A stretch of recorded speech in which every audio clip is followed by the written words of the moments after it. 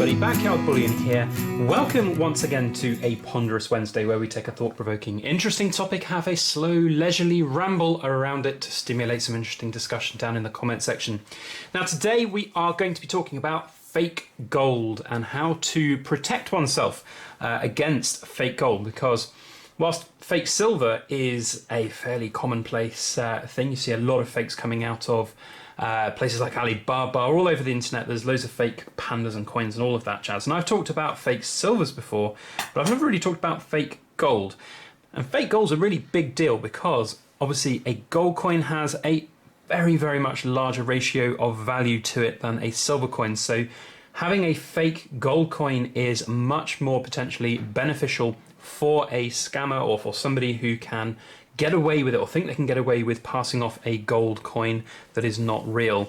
And I thought I'd share some of my top tips here today about that and some of the tools which I use to have a look at my gold, but also some of the things to think about in terms of when you're buying gold, whether that's buying on the second-hand market or even buying from dealers, just to make sure that you're kind of protecting yourselves as best as you possibly can. Now, of course, today, everything I'm saying is kind of, it's not financial advice, it's, I guess, semi-educational in a certain sense, but it's really meant for entertainment purposes only. Got some cool gold coins from my pension stack to share with you guys and talk about, and in fact, to do a little bit of manual testing on as we go as well. So hopefully you guys will get something out of it, but please bear in mind that it's not financial advice, and any tests that I do are just little home tests that you can do. They're non-destructive home tests that you can do, and I would highly recommend that you do a lot more research and testing so you're best protected. Now, one of the easiest ways to protect yourself from fake gold is by getting some real gold and knowing the difference, knowing what to look for.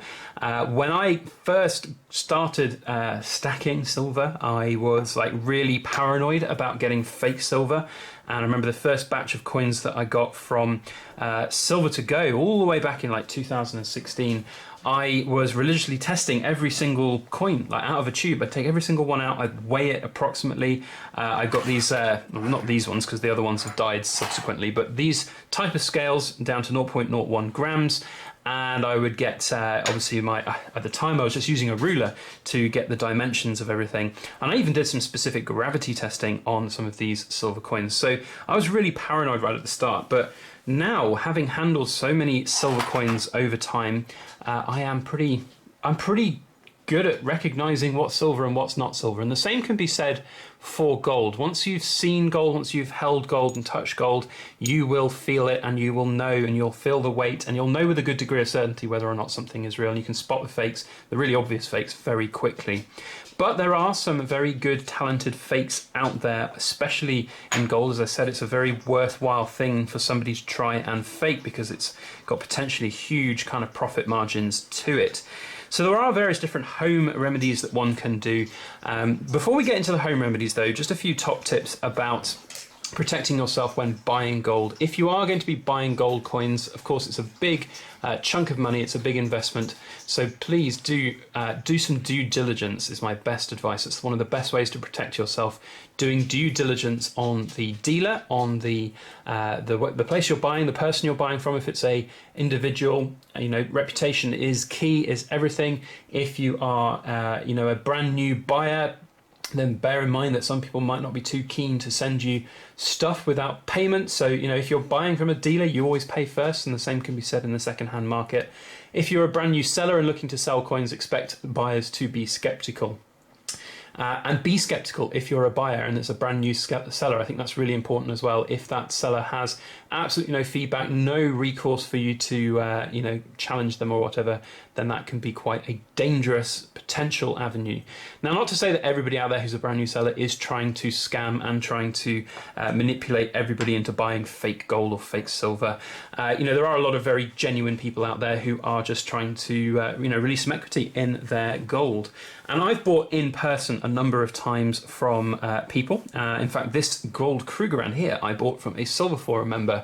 And it was actually, it was probably about 4 or 5 months ago now that I picked this up from that Silver Forum member, and we met face to face to finalise the transaction. And he was a very nice chap. And I, when I was meeting him, I got out my calipers And that's one of the best home tools that you can use to test your gold. So I said to him when I met him, no offense meant to you, going to do a few tests on this coin just to make sure that it is genuine. What I did as well is I brought along with me another Krugerrand so that I could compare like for like, because at the end of the day, if a gold coin is the correct weight, correct diameter and correct thickness for what it is, then there's pretty much not really a great deal of ways that it can be fake. There are ways that it still can be fake, so do be aware of that. But it's a pretty, it's like 99% foolproof way of knowing whether or not something is in fact a fake coin. There are things like tungsten which you can get, but tungsten's a very expensive thing. It would cost quite a lot of money to make a tungsten cored fake gold coin, and really, it's not going to happen very often, and if it does, it's going to be very hard to spot because those tend to be the incredibly high-end fakes. So with this particular Krugerrand, I took it along. I knew the specs ahead of time, so I'd done some research. I have here on a little cheat sheet for each of these coins. We've got the Krugerrand, which is 32.77 millimeters, 2.84 millimeters in thickness, and 33.93 grams. Now, of course, this is meant to be 1 troy ounce worth of gold, but it's not 999 gold, so of course, it's not going to weigh exactly 31.105. So when you, did we have it in grams? We did. So let's put the scales into grams. So when you get some of the scales like this is another good piece of home equipment. So calipers, scales, and also I'd say tiny little neodymium magnets. You can very quickly see if something's got ferromagnetic metals in it. This obviously doesn't. The magnet's not even sticking to it. And you'll notice with gold, the magnets don't slide down very slowly like they do with silver. Gold has different properties. Even with the alloys of gold, I haven't found a coin which can replicate that. So what I did with this coin when I met this chap was I obviously weighed it. Now this you can see is 34 grams coming out, 34 grams. I know for a fact, 33.99 now, I know for a fact that these scales are slightly over in their calibration. These are cheapo scales that you can buy from, I bought them from Amazon, I think they were like £8 or £9 each. I do have a set of trading standard approved scales. You can even see that it fluctuates just from it sitting on there.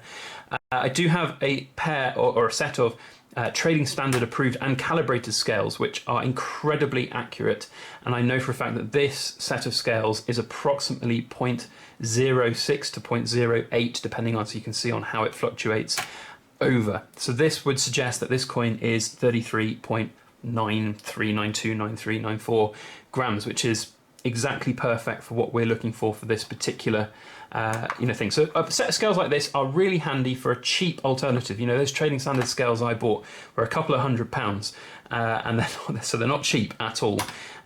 You pay for quality basically. So these scales are really good, really handy. Of course, it's portable. You can take those around and you can have a look at things.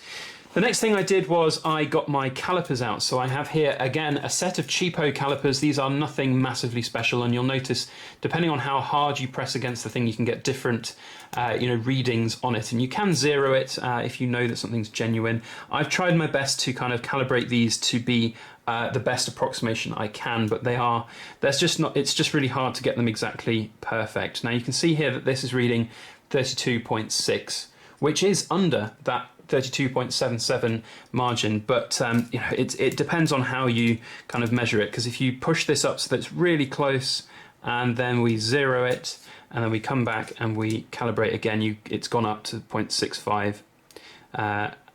So it's like, in fact, there we go, we can get it pretty close. And just the ever so minute movements on these calipers. So my advice to you there is that there's always a margin of error with these type of calipers. They're never perfect. They're never exact unless they are, again, high quality stuff. I don't have a set of like trading standard approved calipers, but that it is what it is. The next thing that we measure is the thickness of the coin.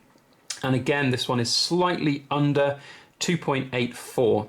Now the fact that it's under is actually, in my opinion, a better reading than if the thickness was reading quite a lot higher, if the diameter is reading quite a lot higher, because obviously if it's trying to impersonate a real gold coin, gold is heavy, and to replicate the same weight as we saw there, because this is the correct weight, remember, it would have to be, 34 millimeters diameter, 3.5 millimeters thick. I don't know the exact maths, but the fact that it's ever so slightly reading under on those calipers is not a worry for me. Again, this is just a little home remedy to kind of get a good approximation of whether or not something is genuine. So that is kind of how I test in the field, and I've done that a few times. I've also done that at some markets and coin fairs. So there was a market where there was a 50 pesos gold coin out in a stand, and the guy had it listed for I think it was like £1,100. So at the time, I think that was basically spot price, and I was quite interested in it. And I was like, well, if it's genuine and it's a decent price, then you know, it's certainly something that's worth looking at. So I asked him whether I could have a look at it in more detail, and I got my scales out, and I didn't have to hand the exact measurements of a 50 pesos. But I quickly Googled it, and the weight is meant to be 37.5 grams. Oh, sorry, no, it's not. Beg your pardon. That's the pure gold content of the weight. The actual weight is meant to be about 41.75 ish. So yeah, we've got a pretty much approximation there, but it's, of course, the gold content brings that overall weight down. And then the calibration, the calipers. Let's get those out here. 36.99. It's roughly 37. And it's supposed to be 37.08, so these are not far away. So, you know, this one is genuine. However, the one that I saw in that marketplace was quite categorically a fake. I neglected to write down the supposed thickness of these coins, but I think that's about right. So yeah, the one that was in that market was most genuinely fake. It was most certainly fake, not a real gold coin. So I told him that I suspect this is a fake gold coin. I don't think it's real. And he said, no, it's definitely real. And I said, well, the measurements and the weights don't add up to what they should do. And he basically said, oh, well, that's a little bit surprising. I bought this off a reputable dealer. And I left it there. I didn't really want to have a bargee with someone in a public marketplace about gold. That's not necessarily what's right to do. But it was, you know, again, it's a way of being able to protect yourself.